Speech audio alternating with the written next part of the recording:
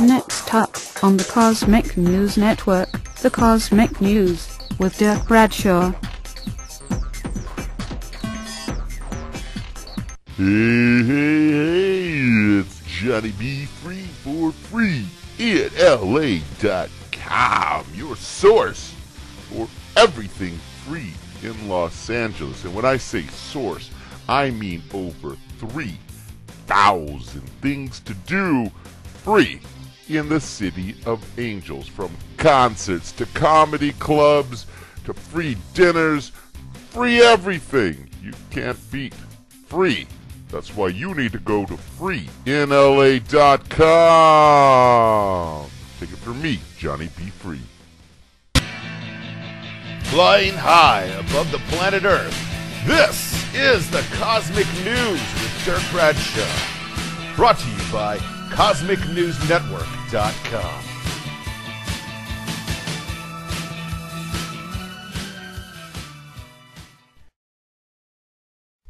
Hey there, boys and girls. It is time to get your daily dose of the Cosmic News with Dirk Bradshaw. Lucky for you, Dr. Dirk is in.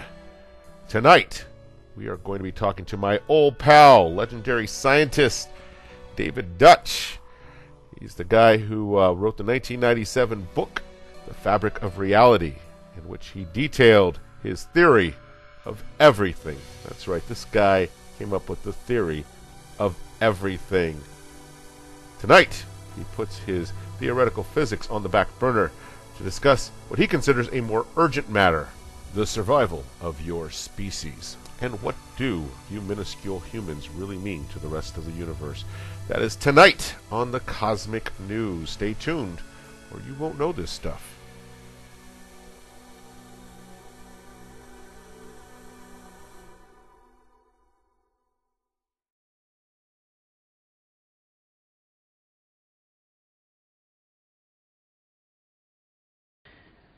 The planet Earth, or the solar system, or our environment, or whatever, is uniquely suited to sustain our evolution, or creation as it used to be thought, and our present existence, and most important, our future survival.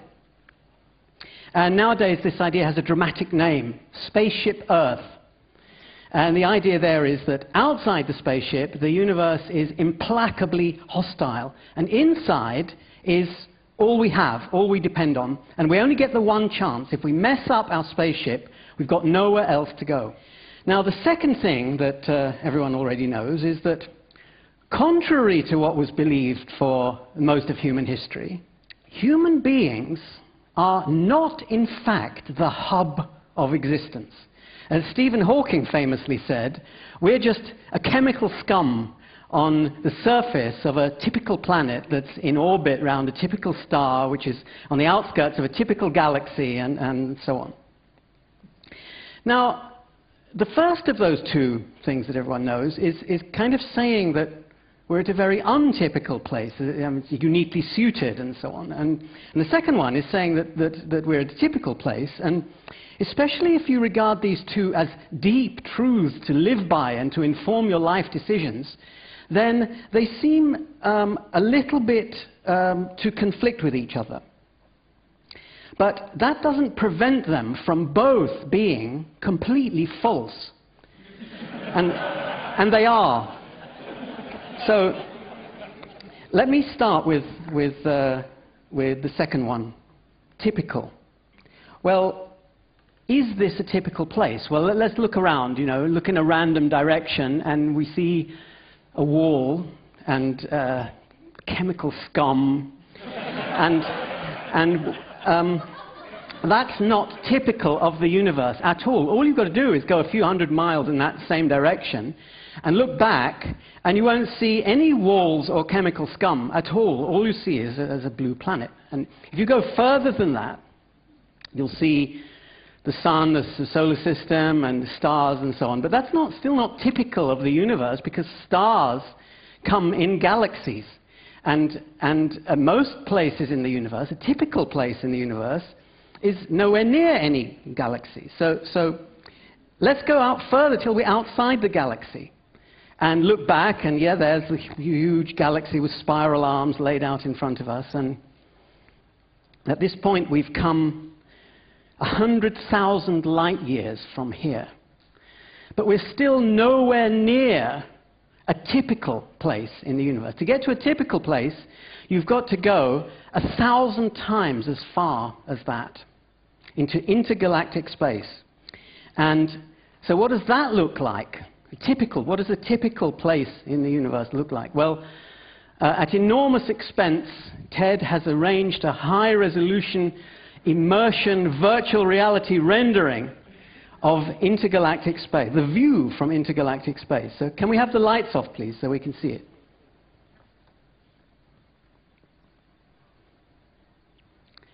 Well, not quite perfect. You see, in intergalactic space is completely dark, pitch dark. It's so dark that if you were to be looking at the nearest star to you, and that star were to explode as a supernova, and you were to be staring directly at it at the moment when its light reached you, you still wouldn't be able to see even a glimmer. That's how big and how dark the universe is. And that's despite the fact that a supernova is so bright, so brilliant an event, that it would kill you stone dead at a range of several light years. And yet, from intergalactic space, it's so far away, you wouldn't even see it. It's also very cold out there, less than 3 degrees above absolute zero. And it's very empty. The vacuum there is 1,000,000 times less dense than the highest vacuum that our best technology on Earth can currently create. So that's how different a typical place is from this place. And that is how untypical this place is. So can we have the lights back on, please? Thank you. Now, how do we know about an environment that's so far away and so different and so alien from anything we're used to?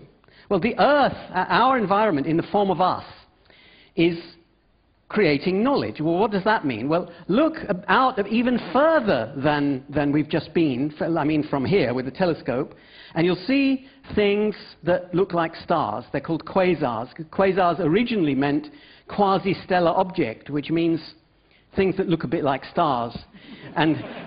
But they're not stars, and we know what they are. Billions of years ago and billions of light years away, the material at the center of a galaxy collapsed towards a supermassive black hole, and then intense magnetic fields directed some of the energy of that gravitational collapse and some of the matter back out in the form of tremendous jets which illuminated lobes with the brilliance of, I think it's 1 trillion suns. Now, the physics of the human brain could hardly be more unlike the physics of such a jet. We couldn't survive for an instant in it.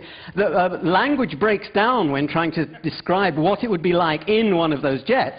It would be a bit like experiencing a supernova explosion, but at point-blank range and for millions of years at a time. And yet, that jet happened in precisely such a way that billions of years later, on the other side of the universe, some bit of chemical scum could accurately describe and model and predict and explain, above all, there's your reference, what was happening there in reality. The one physical system, the brain, contains an accurate working model of the other, the quasar. Not just a superficial image of it, though it contains that as well, but an explanatory model, embodying the same mathematical relationships and the same causal structure. Now that is knowledge. And if that weren't amazing enough, the faithfulness with which the one structure resembles the other is increasing with time. That is the growth of knowledge. So the laws of physics have this special property, that physical objects, as unlike each other as they could possibly be, can nevertheless embody the same mathematical and causal structure, and to do it more and more so over time. So we are a chemical scum that is different. This chemical scum has universality. Its structure contains, with ever-increasing precision, the structure of everything. This place, and not other places in the universe, is a hub which contains within itself the structural and causal essence of the whole of the rest of physical reality. And so far from being insignificant, the fact that the laws of physics allow this, or even mandate that this can happen, is one of the most important things about the physical world. Now, how does the solar system, in our environment, in the form of us, acquire this special relationship with the rest of the universe? Well, one thing that's true about Stephen Hawking's remark, I mean, it is true, but it's the wrong emphasis. One thing that's true about it is that it doesn't do it with any special physics. There's no special dispensation, no miracles involved. It does it simply with three things that we have here in abundance. One of them is matter, because, well, the growth of knowledge is a form of information processing. Information processing is computation. Computation requires a computer. There's no known way of making a computer without matter. We also need energy to make the computer, and most important, to make the media, in effect, on which we record the knowledge that we discover. And then, thirdly, less tangible, but just as essential for the open-ended creation of knowledge, of explanations, is evidence. Now, our environment is inundated with evidence. We happen to get round to testing, let's say, Newton's law of gravity about 300 years ago. But the evidence that we used to do that was falling down on every square meter of the Earth for billions of years before that, and will continue to fall for billions of years afterwards. And the same is true for all the other sciences. As far as we know, evidence to discover the most fundamental truth of all the sciences is here just for the taking, on our planet. Our location is saturated with evidence and also with matter and energy. Out in intergalactic space, those three prerequisites for the open-ended creation of knowledge are at their lowest possible supply. As I said, it's empty, it's cold, and it's dark out there. Or is it? Now, actually, that's just another parochial misconception. Because imagine a cube out there in intergalactic space, the same size as our home, the solar system. Now, that cube is very empty by human standards, but that still means that it contains over 1 million tons of matter. And 1 million tons is enough to make, say, a self-contained space station on which there's a colony of scientists that are devoted to creating an open-ended stream of knowledge, and so on. Now, it's way beyond present technology to even gather the hydrogen from intergalactic space and form it into other elements and so on. But the thing is, in a comprehensible universe, if something isn't forbidden by the laws of physics, then what could possibly prevent us from doing it other than knowing how? In other words, it's a matter of knowledge, not resources. And the same, well, if we could do that, we'd automatically have an energy supply, because this transmutation would be a fusion reactor. And evidence, well, again, it's dark out there to human senses, but all you've got to do is take a telescope, even one of present-day design, look out and you'll see the same galaxies as we do from here. And with a more powerful telescope, you'll be able to see stars and planets in those galaxies. You'll be able to do astrophysics and learn the laws of physics. And locally there, you could build particle accelerators and learn elementary particle physics and chemistry and so on. Probably the hardest science to do would be biology field trips, because it would take several 100 million years to get to the nearest life-bearing planet and back. But I have to tell you, and sorry, Richard, but I never did like biology field trips much. And I think we can just about make do with one every few 100 million years. So, in fact, intergalactic space does contain all the prerequisites for the open-ended creation of knowledge. Any such cube anywhere in the universe could become the same kind of hub that we are, if the knowledge of how to do so were present there.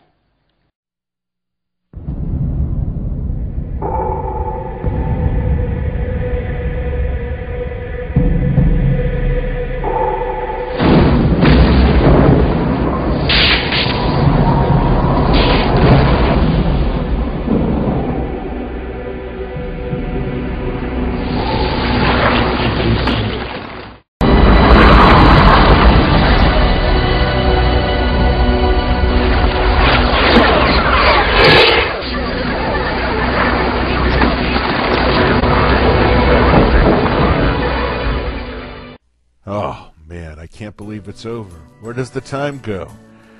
Well, I see the fat lady's off the stage. She's looking right at me. It's time for me to go put her to bed. I hate goodbyes. So instead I'm going to say, until we meet again, I'm Dirk Bradshaw for the Cosmic News. Wake up.